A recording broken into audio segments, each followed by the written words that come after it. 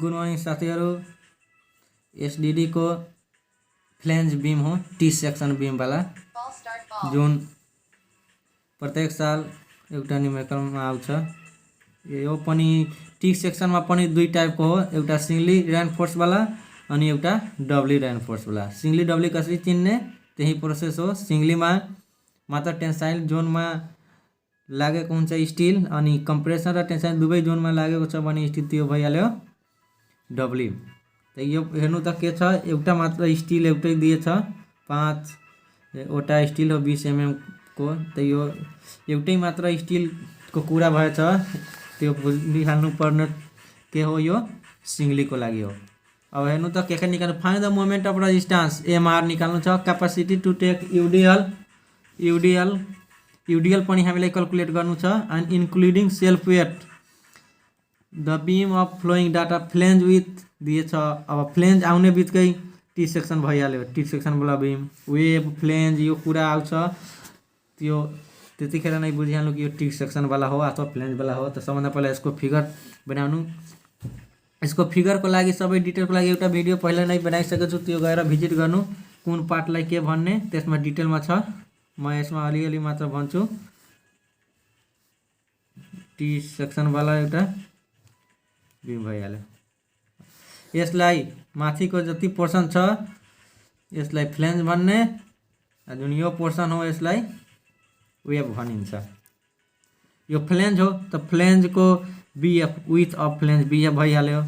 With of flange हेर्नु त flange of with दिएछ 1200, तो 1200 mm त्यसमा भइहाल्यो। त्यसमा वेबको ब्रेथ भइहाल्यो कति, यो वेब हो यो फ्लेंज हो, तो वेब अफ ब्रेथ भइहाल्यो BW 300। यो यहाँदेखि लिएर यहाँसम्म BW भनिन्छ, तो यो कति हो 300 mm। यो पनि गिभन भयो। अब स्लैब थिकनेस, स्लैब यो स्लैब भयो, यसको थिकनेस यसलाई डीएफ भनिन्छ। डीएफ कति हो, डीएफ को भ्यालु 120 mm, यहाँदेखि यहाँसम्म डीएफ। थिकनेस अफ स्लैब यसलाई भनिन्छ अथवा डेप्थ अफ स्लैब भनिन्छ।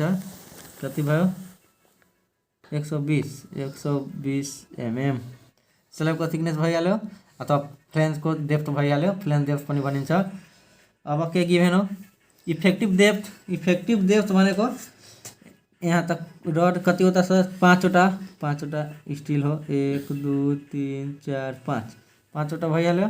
यहाँ सेंटर टू सेंटर डिस्टेंस भइहाल्यो। यसलाई के भन्ने एसटी कतिवटा हो 5वटा रड हो, कति mm को हो 20 mm 5।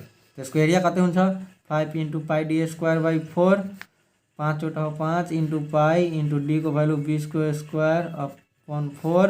अब यसलाई क्याल्कुलेट गरेपछि यसको एरिया आउँछ 1570 mm² एरिया हेल्यो।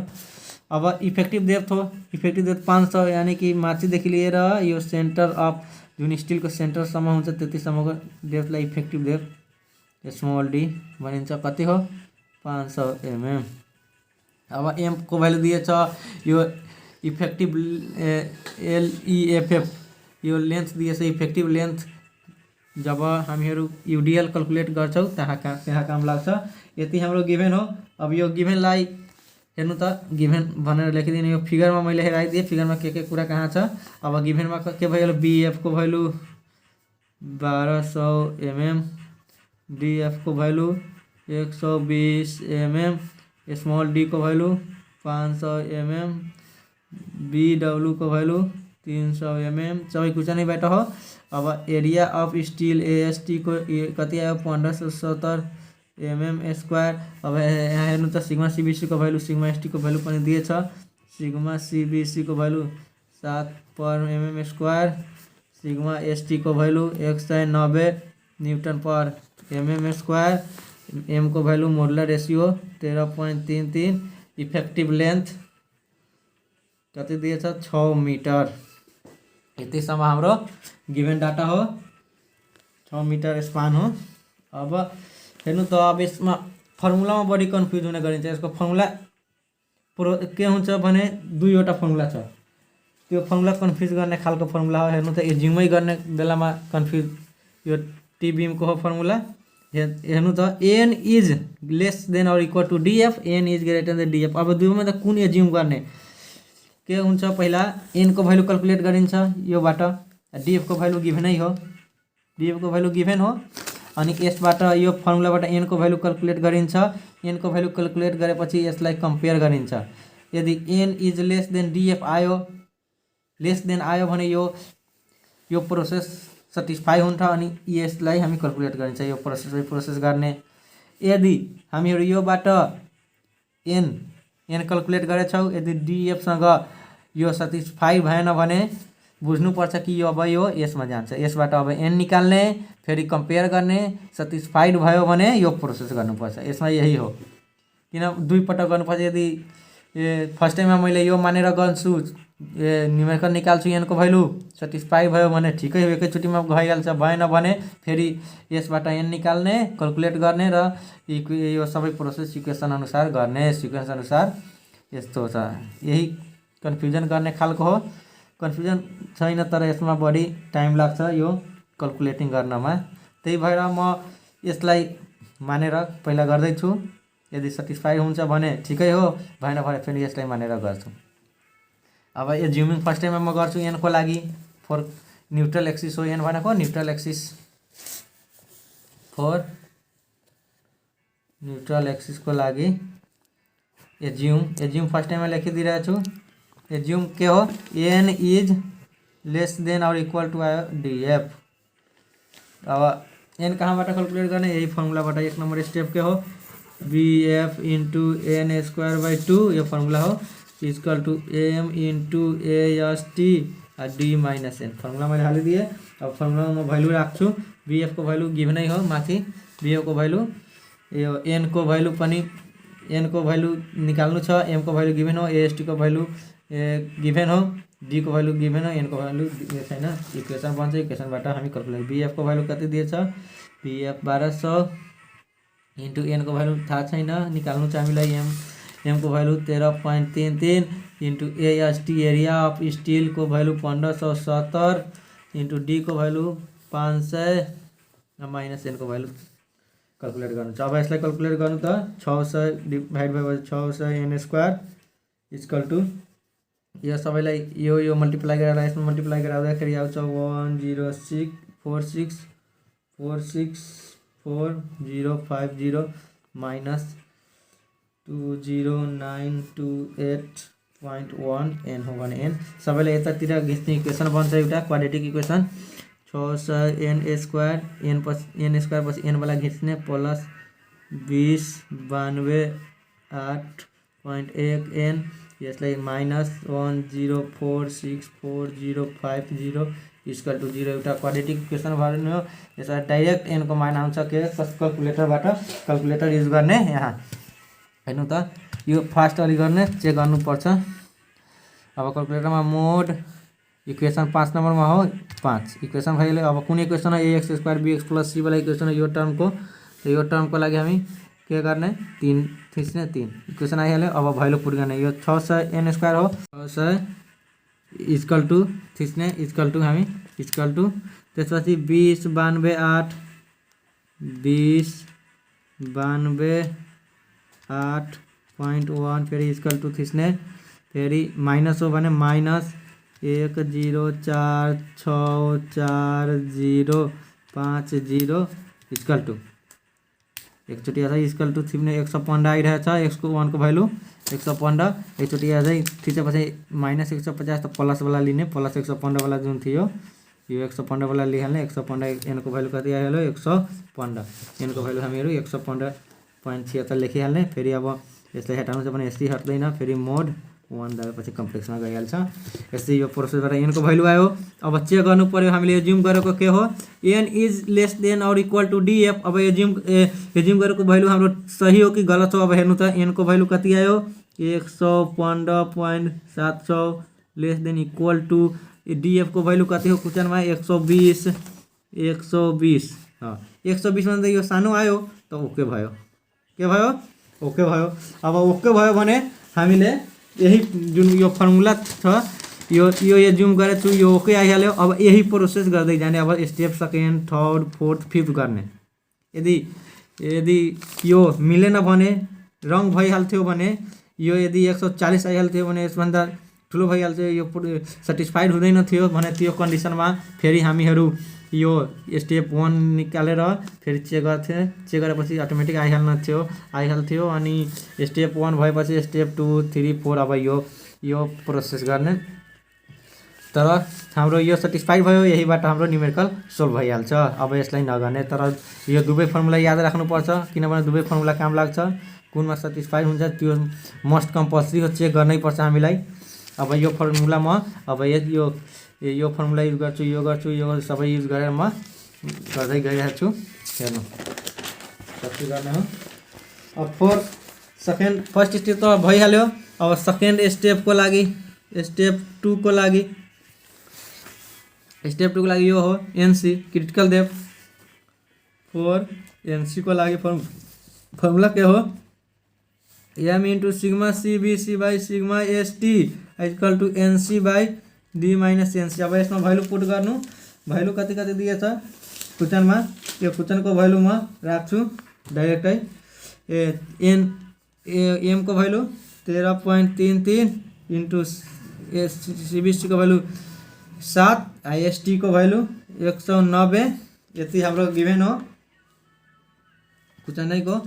अब इक्वल टू एनसी त हामीले क्याल्कुलेट गर्नु छ, त एनसीलाई छाडिदिने। डी डेप्थ जुन थियो 500 इफेक्टिभ डेप्थ अनि एनसी क्रस मल्टिप्लिकेसन गराएर यसबाट एनसी को भ्यालु निकाल्ने इक्वेसन बनाएर, यसको इक्वेसन आउँछ 164.68 mm। त यसलाई लगभग 165 mm एज्युम गरिहाल्ने। यति भइहाल्यो, से गरिदिए 165। अब के गर्नुपर्छ, अब हेर्नु त फर्मुलामा के गरेछ, यो त स्टेप भइहाल्यो। अब फेरि चेक गर्नु छ एनसी ओ अन्डर र्यान फोर्स हो कि ओभर हो। अन्डर र ओभरको म भिडियो बनाइसकेको छु, त्योमा गएर हेर्नु। अन्डर र ओभरको लागि पहिला अब थर्ड स्टेपमा के गर्नु छ, चेक गर्नु छ अन्डर हो कि ओभर हो। हाम्रो जुन बीम हो त्यो check N is less than NC भयो भने under, N is greater than NC भयो भने ओभर। एन भनेको न्यूट्रल एक्सिस, आइएनसी भनेको यो क्रिटिकल डेप्थ। त एन को भ्यालु हामीले पहिला क्याल्कुलेट गरेको छौँ। एन को भ्यालु कति थियो क्याल्कुलेट गरेको हाम्रो, एन को भ्यालु थियो 115.76। यो एनसी को भ्यालु कति आएछ 164 आएछ। 165 हामी एज्युम गरेछौँ, 165 mm। यो सेटिस्फाइड ठीक छ, यो आइहाल्यो। चेक गरेपछि 115 एन को भ्यालु एनसी को भ्यालु यति हो भने लेस देन आइहाल्यो। लेस देन आउने बित्तिकै अन्डर भइहाल्यो। एउटा याद राख्नु, अन्डरको N is less than N C critical depth अथवा एक्सी यसलाई भनिन्छ। यदि अन्डर आयो भने अन्डरवाला फर्मुला युज गर्छु। यदि ओभर भएको भए, यदि ग्रेटर भएको भए, N is greater than NC, त्यो ओभर भइहाल्थ्यो, ओभर र्यान फोर्स। तर यो अन्डरै र्यान फोर्स हो। अन्डर र्यान फोर्स भयो भने हेर्नु त यसमा के दिएछ, यदि अन्डर र्यान फोर्स रह्यो भने then calculate new CBC calculate गर्नुपर्छ। यदि ओभर रहन्छ भने न्यू सीबीसी क्याल्कुलेट गर्नु पर्दैन। अन्डर हो त क्याल्कुलेट न्यू सीबीसी। कुन फर्मुला लगाएर, यो फर्मुला। अब स्टेप 4 चेक स्टेप 3 मा गर्ने। स्टेप 4 मा न्यू सीबीसी को लागि M into sigma CBC by sigma ST equal to N by D minus an.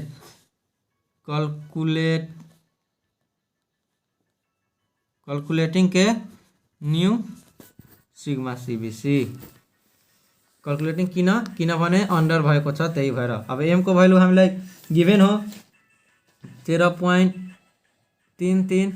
CBC त हामीलाई निकाल्नु छ। सिग्मा एसटी को भ्यालु 190। एन को भ्यालु कति भइहाल्यो, एन को भ्यालु यसमा हाल्ने कति, एन को भ्यालु यहाँ कहाँ छ हामी जुम गरेको, एन को भ्यालु यही हो 115.76 एन को भ्यालु हो। एन को भ्यालु कहाँ छ, एन को भ्यालु भइहाल्यो 115.76 जुन फर्स्ट टाइम हामीहरू क्याल्कुलेट गरेछौँ। 115.76 अपन डी को भ्यालु कति हो 500 माइनस एन को भ्यालु 115.76। अब यो गइहाल्छ उता मल्टिप्लाईमा, यो गइहाल्छ डिभाइडमा। एकैचोटि सिग्मा सीबीसी को भ्यालु क्याल्कुलेटरबाट क्याल्कुलेट गर्नु। 29 न्यूटन पर mm स्क्वायर। यो अहिलेको सिग्मा सीबीसी हो अनि पहिलाको सिग्मा सीबीसी कति थियो हेर्नु त। पहिलाको सिग्मा चाहिँ 7 हो, यसभन्दा त्यो कम आउनु पर्यो र कम पनि छ। हेर्नु त यो कम पनि छ, 4 हो त्यो 7 हो भने कम हो भने ठिक हो। अब स्टेप 3 त भयो, यहाँ स्टेप 3 भले स्टेप 4 में के भयो न्यू सिग्मा सीबी कैलकुलेट भयो। अब हामीले के निकाल्छ मोमेंट अफ रेजिस्टेंस एमआर को फर्मुला के हुन्छ स्टेप 5 में हामी डाइरेक्ट मोमेंट अफ रेजिस्टेंस को फर्मुला यो याद गरिहाल्नु sigma CBC by 2 BF into N into D minus N by 3। अब हाल्नु त सिग्मा सीबीसी को भ्यालु यो नयाँ वाला हाल्नु 4.29 बाई 2 इंटू बीएफ क्वेश्चन में दिएको छ। बीएफ को value 1200 width of flange into N भनेको न्यूट्रल एक्सिस को डेप्थ हो। अब डी भनेको 500 माइनस एन भनेको 115.76 अपन 3। अब यसलाई कैलकुलेट गरेपछि आउँछ 13761928.7.4 Newton MM. Moment of resistance को यूनिट न्यूटन में न्यूटन पर मीटर में लाग्नु पर्यो। 3वटा भयो मीटर को लागि, फेरि 3वटा भयो किलो न्यूटन को लागि। तब कति हुन्छ 137.61 किलो न्यूटन मीटर। अब यतिसम्म भयो त मोमेंट अफ रेजिस्टेंस त निस्किसक्यो क्वेश्चनमा। अनि क्वेश्चनमा एउटा के सोधेको थियो त्यसको वेट निकाल्नु छ। यूडीएल छ भने 4 यूडीएल छ भने यूडीएल को फर्मुला के हुन्छ बेंडिंग मोमेंट बराबर अथवा मोमेंट अफ रेजिस्टेंस सेमै हो WL square by 8। Moment of resistance कति भयो 176. W भनेको निकाल्नु छ इंटू L भनेको LEFF इफेक्टिभ लेन्थ हामीलाई क्वेश्चनमा गिभन थियो। इफेक्टिभ लेन्थ हेर्नु त इफेक्टिभ लेन्थ 6 मिटर, त्यही हालिदिने 6 मिटर 6 को स्क्वायर बाई 8। अब यसबाट W निस्कन्छ, W निस्क्यो भने 30.8। यूडीएल हो भने किलो न्यूटन पर मिटरमा यूडीएल लागिरहेछ यतिको लोड। यही भयो एन्सर। अब यसमा कहीं पनि कन्फ्युज नहुनु, यो फर्मुला पहिला नोट गर्नु, यो फर्मुला नोट गर्नु तपाईहरु। अनि के गर्नु पहिला यो कन्डिसन बुझ्नु n is less then df भयो भने यो प्रोसेसबाट जानु, यदि भएन भने यो प्रोसेसबाट जानु। यो टी बीम सिंगली रेनफोर्स को लागि हो यो प्रोसेसको फर्मुला हेर्नु कहाँ के छ ध्यान दिएर पढ्नु। यदि कुनै ठाउँमा कन्फ्युजन छ भने कमेन्ट गर्नु र भिडियोलाई लाइक सब्स्क्राइब गर्नु। धन्यवाद।